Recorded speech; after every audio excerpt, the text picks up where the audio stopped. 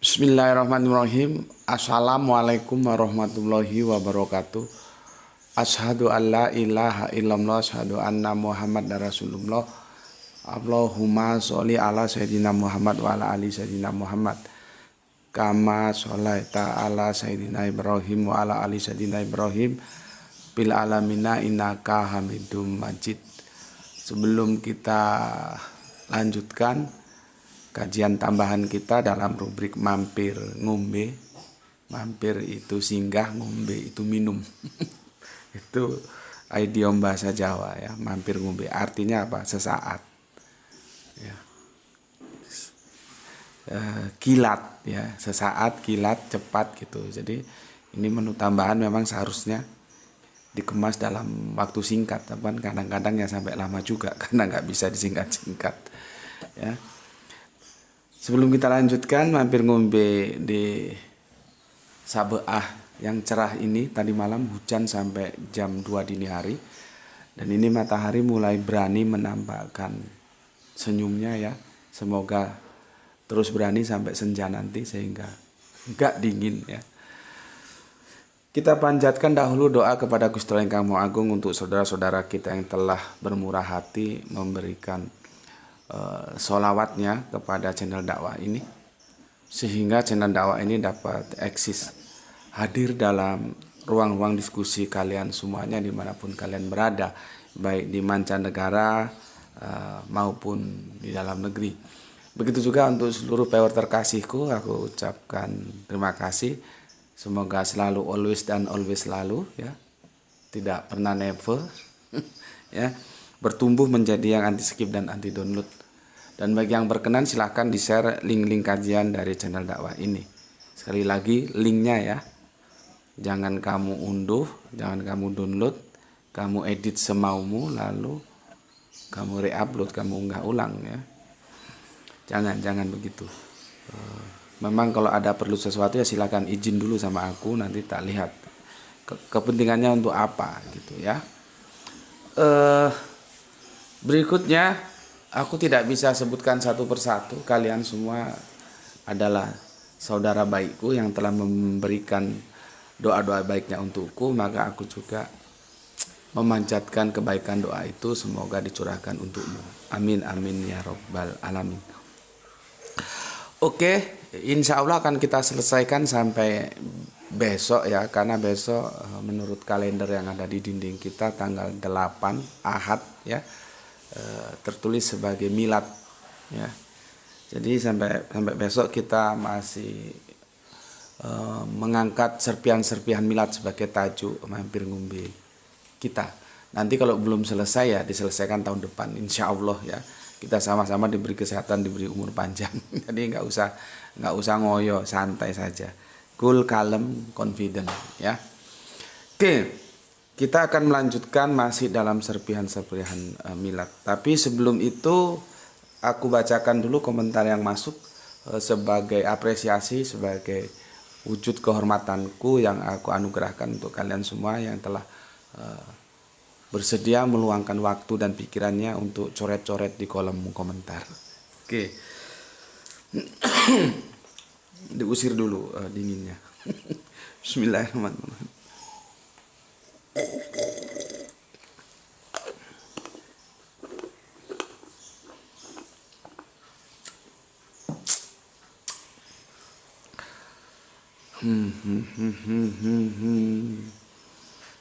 Oke ya, dari yang kemarin ya, kemarin kan kita sudah bahas apa itu tentang Muhammad bin Abdullah ya dan paman ya.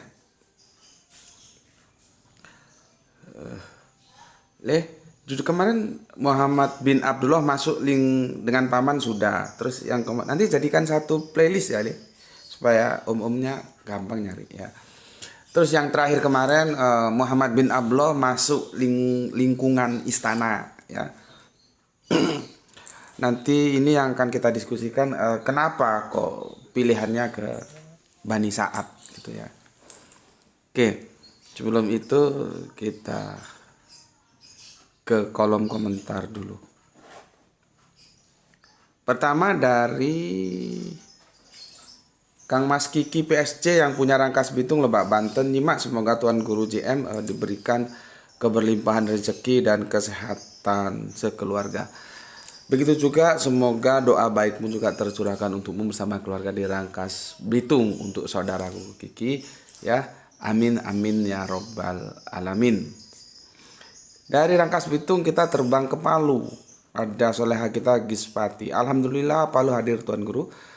Semoga kita semua selalu dirahmati Allah dan tetap dalam lindungannya dimanapun kita berada. Amin amin ya robbal alamin. Dari Palu bergeser sedikit agak ke selatan tapi serong ya, yaitu ke Ambon. Ada Kang Halim Rais. Assalamualaikum. Waalaikumsalam warahmatullahi wabarakatuh. Salam Isra Ambon, izin mengaji dan sehat selalu Tuan Guru. Begitu juga doaku untukmu, semoga semua keluarga di Ambon sehat selalu dan ajak teman-teman ngaji ya. Ada 10 teman kamu ajak ngaji di sini, yang mau 2 itu sudah bagus. Ya. Oke, karena memang kajian kita kan lain dari yang lain ya. Di sini mengajak untuk berpikir. Oke, terima kasih untuk Kang Mas Halim Rais dan salam juga untuk keluarga di Ambon ya. Semoga sehat selalu. Amin amin ya robbal alamin. Dari Ambon kita terbang ke Semarang. Ada Kang Mas Aditya Mahardika. Namanya bagus banget, Aditya Mahardika. Nderek nyimak Bapak Guru. Terima kasih banyak saran terbaiknya Bapak Guru. Rencana saya juga mau ikutan kajian sama kelompok teman-teman bapak saya supaya saya bisa menyelipkan sedikit pandangan saya terkait keutamaan sholat 5 waktu yang seharusnya bisa beriringan dengan proses ratil. Terima kasih banyak doa semuanya teman terkasih ya. Salam santun Islam rasional dari Semarang. Oke, terima kasih juga dari aku dan mewakili teman-teman untuk Kang Mas Aditya Mahardika, kami semua mendukungmu. Semoga upayamu untuk menyadarkan Bapak kembali menunaikan sholat 5 bisa terwujudkan, dimudahkan oleh Gusti Allah Ingkang Maha Agung. Amin amin ya robbal alamin. Berikutnya Kang Mas Sahran Gipari menyimak setelah asar.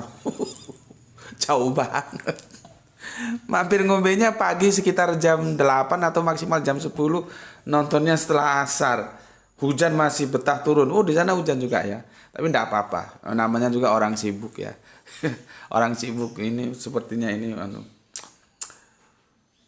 karyawan kelas atas ini, sibuknya nggak bisa disiasati. Selalu sibuk ya, tapi tetap berusaha mengikuti kajian walaupun asar. Jauh banget ya.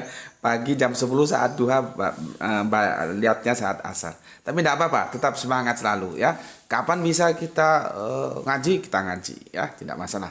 Terima kasih untuk Kang Sahran Gifari ya. Ternyata di sana hujan, di sini hujan. Di tengah-tengah pohon melati. Teruskan pantunnya apa itu?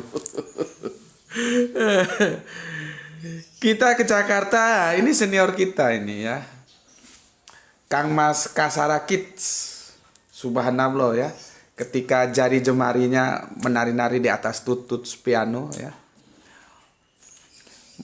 Menghasilkan nada-nada indah yang asik banget ya. Kang Mas Kasara Kids selalu hadir menyimak kajian-kajian yang majleb. Salam Isra, salam Isra juga untuk saudaraku ya yang ada di Jakarta. Semoga sehat selalu bersama keluarga ya. Selalu dalam lindungan kasih sayangnya. Amin amin ya robbal alamin. Berikutnya dari Jakarta kita terbang ke Surabaya. Ada soleha kita Aisyah. Assalamualaikum. Waalaikumsalam warahmatullahi wabarakatuh. Matur nun Mbak Aisyah. Dari Surabaya kita terbang ke Batam. Lumayan jauh ya. Lewat apa itu? Lewat Juanda kita terbang ke Batam. Ada lapangan terbang di sini Juanda namanya. Assalamualaikum, waalaikumsalam. Batam nyimak ba'da Jum'ah Guru. Salam Isra.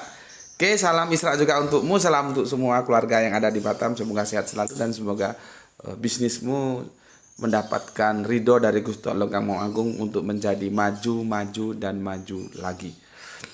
Min amin ya robbal alamin. Dari Batam kita terbang ke Rembang. Ada Kang Mas Rizal Wahyu. Rembang selalu hadir Gus. Oke, matur nembah nuwun untuk Kang Mas Rizal Wahyu. Semoga studimu bisa lancar, bisa kelar tepat pada waktunya nggih.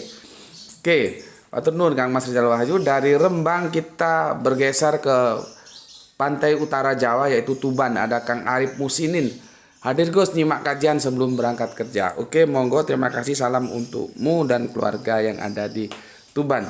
Dari Tuban kita kemana ini ya? Ini ingatku, hadir nyimak Gus, yang mendung, pai yang mendung, salam Isra. Ingatku dari Kang Pepe Hendrawan dari mana ya? Dari Bandung ya. Oke, atur nuhun Kang Pepet kumaha pawartosna damang. Di dieu mah hujan terus. Diguyur hujan. Oke, atur nuhun Kang Pepet. Oke. Dari Kang Pepet kita ke ini junior kita ya, Kang Mas Parsimin KJS. Semoga betah di sini ya. Ya. Assalamualaikum warahmatullahi warahmatullahi wabarakatuh. Ini Mak Gus, nah, ini yang punya Bekasi ini, ya. Kerawang Bekasi lewat Tambun, iya kan? Kalau dari Kerawang ke Bekasi lewat Tambun kan? Terima kasih Kang Parsimin, salam untuk semua keluarga besar yang ada di Bekasi. Semoga betah di sini. Ya ginilah ya, di sini ngajinya itu ndak formal amat, ya biasa saja mengalir apa adanya gitu ya. Karena memang nggak ada apa-apa, jadi apa adanya.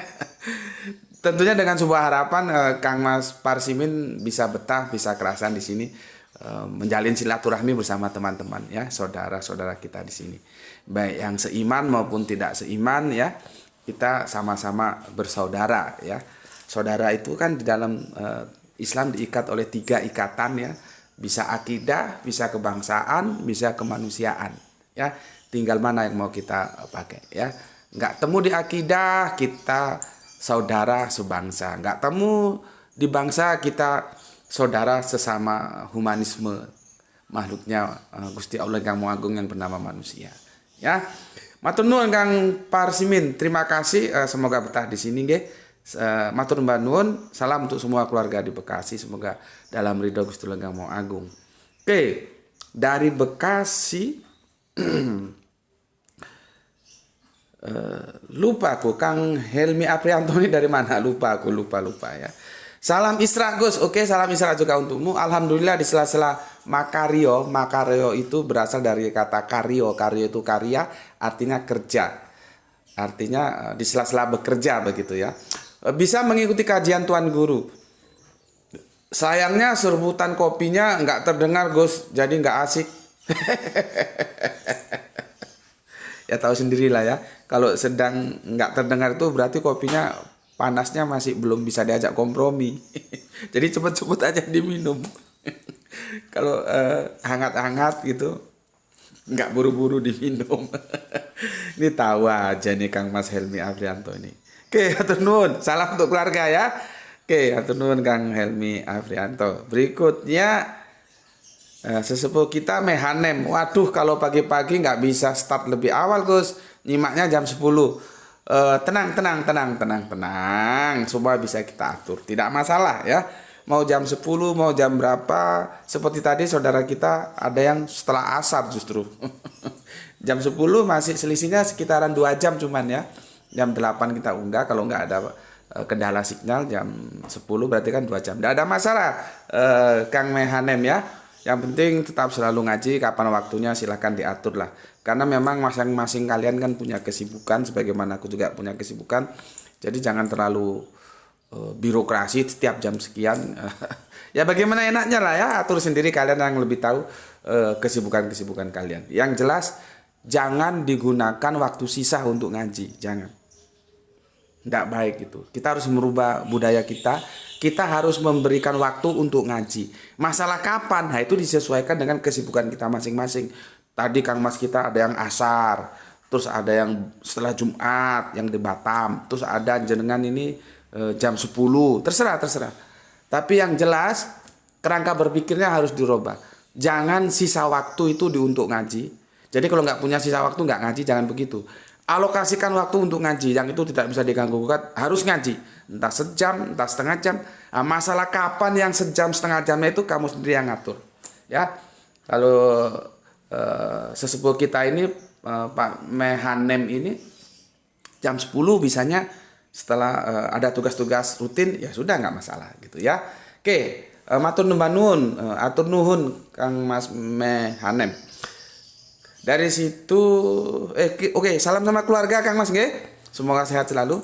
Dari situ kita terbang ke Bogor ya, ada soleha kita Mumu. Ya. Dalam Islam posisi seorang ibu itu adalah madrasah. Anak-anaknya ya, maksudnya madrasah bagi anak-anaknya, dan sungguh tidak bisa digambarkan bagaimana akhlak seorang ibunda Halimatus Sa'diyah. Pastilah ia wanita paling tulus, sangat baik perilakunya dan paling ikhlas hatinya, sehingga Allah Subhanahu wa taala mentakdirkan ia menjadi seorang ibu bagi manusia paling agung, mulia di bumi ini. Masya Allah. Iya.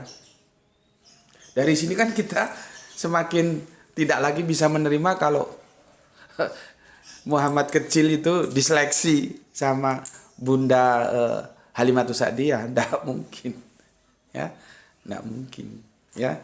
Dan ibu itu madrasah pertama, ya, taman pendidikan, taman anak-anak pertama kita adalah ibu, ibu dari anak-anak kita. Maka kamu laki-laki milih calon dari ibu anak-anakmu juga harus ekstra hati-hati, ya.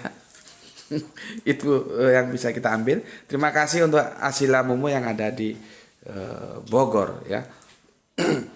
Oke, berikutnya.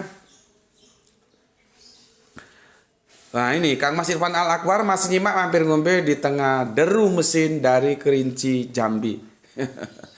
Semoga sukses selalu dalam tugas-tugas kerjanya ya. Semoga bendungannya cepat selesai, cepat bermanfaat bagi kehidupan semesta. Matur nuwun untuk Kang Mas Irfan Al Akbar senior kita yang bertugas di Jambi. Dari Jambi kita ke Yogyakarta ketemu Kang Mas Edi Margono. Assalamualaikum, waalaikumsalam warahmatullahi wabarakatuh. Pripun kabaripun Kang Edi Margono? Apakah Jogja juga diguyur hujan? Dari Jogja kita ke Hermana Natawijaya. Kang Hermana, kumaha damang pawartosna Kang? Insya Allah masih terus menyimak meski tak komen. Nggak apa-apa. Mungkin sibuk ya. Mungkin sibuk. Atur nuhun Kang Herman. Dari Kang Herman kita ke Pablo Escobar. Ini namanya nama-nama orang Amerika Latin ya. Pablo Escobar. Kalau dengar nama Escobar aku ingat bagaimana pemain Rene Higuita itu kiper dari mana? Itu kiper paling nyentrik itu. Rene Higuita dari Kolombia. Ketika di babak seleksi babak penyisian gitu kalah itu, terus pemainnya ditembak mati kepalanya. ya mungkin sudah dijagokan kok kalah, dan yang dia itu ya sepertinya di sana kan yang nama perjudian itu begitu kental ya. Terus mungkin dia marah, jadi ditembak saja kepalanya dan tewas. Itu tahun berapa aku lupa. Itu Kolombia ya. Jadi kalau lihat Escobar jadi ingat peristiwa itu ya. Oke. Gus numpang nanya, kalau bayi baru lahir dalam Islam wajib diajankan. Lalu apakah saat Nabi Muhammad lahir juga diajani? Dan satu lagi Gus, Nabi Muhammad jadi rasul umur 40. Lalu adat atau budaya apa yang dipakai Nabi saat menikahi Siti Khadijah? Mohon pencerahannya Gus. Assalamualaikum, waalaikumsalam warahmatullahi wabarakatuh. Ini sebetulnya sesuatu yang menarik ya. Cuman kalau aku tanggapi sekarang dia jadi nyimpang. Jadi tidak fokus. Padahal kita sedang fokus untuk membahas serpihan-serpihan milad ya. Maka dari itu aku akan, karena kalau nggak dijawab juga kan nggak enak ya. Aku akan jawab sekilas saja ya. Nanti kalau mau dijawab secara rinci, tolong ingatkan aku. Yang jelas tidak sekarang, karena hari ini dan esok ya, insya Allah kita masih fokus ke tentang serpihan-serpihan milad ya. Kalimatmu kan begini, Gus numpang nanya, kalau bayi baru lahir dalam Islam wajib diazankan. Lalu apakah saat Nabi Muhammad lahir juga diazani? Justru aku yang bertanya, yang mewajibkan itu siapa? Karena kamu bilang kan, kamu nggak tanya, ini pernyataan ini, bukan pertanyaan. Pertanyaannya kan, ketika Nabi Muhammad lahir diajanin atau tidak? Itu kan pertanyaannya di situ. Sedangkan wajib itu pernyataan. Hati-hati. Ya, kita harus jeli setiap narasi yang dibangun. Begitu juga kita membaca teks-teks suci Al-Qur'an, Bible juga harus ekstra hati-hati. Ya. Tentang wajib ini bukan pertanyaanmu, tapi pernyataanmu. Yang kamu tanyakan, Nabi Muhammad itu diajani atau enggak? Itu. Nah, sekarang aku akan bertanya lagi. Ya, berbalik bertanya, yang mewajibkan siapa? Ayo. Kamu nggak tanya wajib apa enggak loh ya. Tapi kamu sudah menyatakan wajib. Jelas narasinya. Gue numpang nanya, kalau bayi baru lahir dalam Islam wajib diazankan. Itu pernyataanmu. Baru pertanyaannya, lalu apakah saat Nabi Muhammad lahir juga diazani? Ya. Nah, aku nggak bisa jawab. Aku tanya dulu baru bisa jawab. Yang mewajibkan siapa? Kalau ini kita bahas, pertarungannya nanti itu ada di hadis, di Al-Quran tidak ada. Sama dengan Kanjeng Nabi Isa turun atau tidak, itu pertarungannya di hadis. Al-Quran bungkam, Al-Quran tidak bicara itu. Dan hadisnya ada 3, dan itu nanti kalau kita, itulah hebatnya ya, dalam Islam hadis itu begitu terinci. Jadi dia terpilah-pilah, mana yang sahih, mana yang tidak. Kalau Injil itu kan aku mengatakan Injil itu hadis. Yang sekarang itu hadis. Dan itu sesuai dengan apa yang dikatakan Pak dosen dari Institut Injili Indonesia yang aku sudah sering katakan ke sampean itu hadis. Lah edisi kritisnya itu di sini. Jadi sebetulnya kalau kita baca The Five Gospel ini mustolah hadis ini. Jadi hadis yang ada diseleksi lagi sama si Robert W. Fang, Roy W. Haver dan dalam The Jesus Seminar ini. Jadi ini berupa perkumpulan orang-orang ilmuwan gitulah ya. Mereka menyeleksi The Gospel itu yang ada itu dengan kesimpulan 18% yang Yesus katakan, sisanya tidak. Nah ini sebetulnya kalau kita memahami bahwa Injil yang sekarang itu sebetulnya hadis, kita bisa gampang untuk mengetahui posisinya Five Gospel ini. Jadi ini kritik hadis sebetulnya. Mustolah hadis kalau kita di pondok pesantren. Ya. Jadi tidak ada masalah sebetulnya. Ya, terserah saja. Namanya hadis kan aku sudah bilang mau diterima atau mau ditolak. Jadi jangan ucuk-ucuk dibilang wajib, siapa mewajibkan? Ya. Jadi tentang anak diadanin lagi ketika lahir. Itu hadisnya ada 3 dan itu bermasalah semua. Cuman kan namanya hadis bisa jadi diterima oleh seseorang tapi ditolak oleh orang lain. Itu enggak apa-apa. Masing-masing punya argumentasi, punya pilihan gitu. Ya. Aku dulu waktu Grahito lahir, waktu Ranti lahir juga aku adani. Tapi seandainya nanti Allah mentakdirkan lain, aku punya istri lagi, yang kedua terus punya anak lagi, terus melahirkan, aku nggak adan, nggak tak adani. Karena apa? Itu yang namanya proses belajar. Pengetahuannya sudah merubah keputusanku. Coba kamu pikir, kita kan rasional ya. Coba kita pikir bersama, adan itu untuk apa sih? Adan itu kan untuk memanggil sholat. Yang pernah disalahpahami oleh teman kejawenku, katanya adzan itu memanggil Tuhan. Tuhan kok dipanggil keras-keras katanya. Adzan itu memanggil sholat, memanggil orang, mengingatkan orang bahwa waktu sholat itu sudah masuk. Rasionalitasnya di mana kalau bayi lahir belum bisa membedakan tangan kanan, tangan kiri, terus diadani, terus dikomati. Itu yang pertama. Yang kedua, masalah ini sebetulnya bukan hanya di kelahiran, di kematian. Aku ingat ketika ayahandaku meninggal dan mau dimakamkan, sepertinya aku juga nggak tahu eh,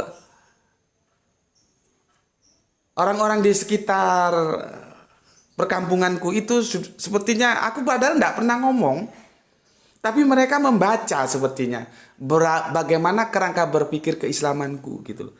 Jadi hal apa-apa yang mau dikenakan kepada jasad almarhum ayahandaku itu mereka izin. Sebagai contoh, ini boleh nggak dikasih bunga gitu. Terus aku bilang, oh ya nggak apa-apa. Jadi begitu. Sepertinya mereka tahu. Padahal aku nggak pernah mendeklarasikan begini enggak. Tapi mereka mengamati sepertinya.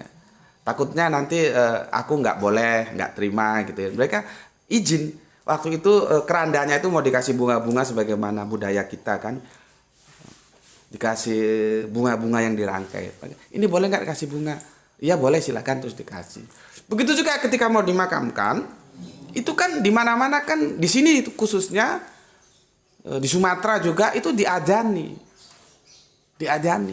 Coba kamu perkembangkan rasionalitasmu. Apa perlunya orang meninggal diadani? Adzan itu kan untuk memanggil orang, seperti tadi aku bilang, menunjukkan waktu sholat sudah masuk. Lah ini orang mau meninggal. Bukan orang mau meninggal, justru sudah meninggal dan mau dimakamkan lah kok diadani. Pada waktu itu sebelum berangkat ke makam, aku telepon almarhum guru Al-Quranku, Gus Husnul Hadi, semoga Allah merahmati tidur panjangnya. Gus, ini gimana Gus masalahnya? Jangan diadani. Terus menghadapi masyarakat, ya nggak apa-apa, kamu hadapi dan kamu dakwah sekalian di situ. Oke, siap Gus.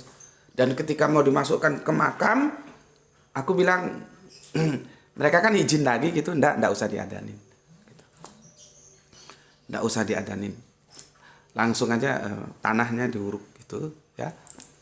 Dan aku di makam itu justru bercerita. Terlepas ceritanya itu benar atau tidak, aku nggak tahu, belum sempat mengkritisi. Tetapi substansi cerita itu sangat bagus. Ini nggak apa-apa ya, kita molor panjang sebentar karena memang waktunya juga kan libur, kedai itu libur ya. Jadi begini, cerita ini aku dapatkan dari sahabat dakwahku di Arimatea Makassar ya, saudaraku yang bernama,